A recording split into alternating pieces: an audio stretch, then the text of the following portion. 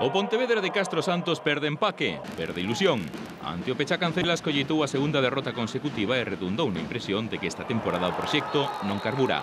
Inocente, dubitativo, predecible.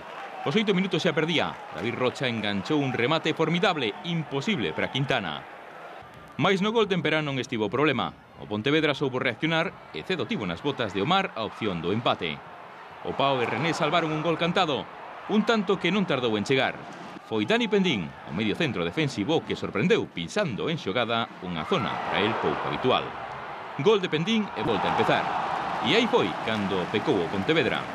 Porque os galegos xa coñecían a fórmula, o camiño, e deixaron ir. O cacereño tirou proveito da desconcentración local, das dúbidas, para tecer unha xogada de vértixe que acabou con centro de Rocha e gol de Mauri. 1-2. Logo viñeron as facilidades. Antes do descanso, tángana na que o árbitro expulsou o central visitante Carrizosa por agredir a Gerardo. E a entrada de Padín na segunda parte incrementou o caudal de xogo granate. O Pontevedra chegou fácil á área rival, pero apenas creou un par de opcións de perigo. Exemplo, esta de Iván Espadas.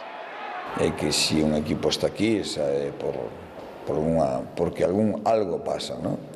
Así que espero que só sexa un encontro que perdes, voltando a aqueles problemas que tiñamos.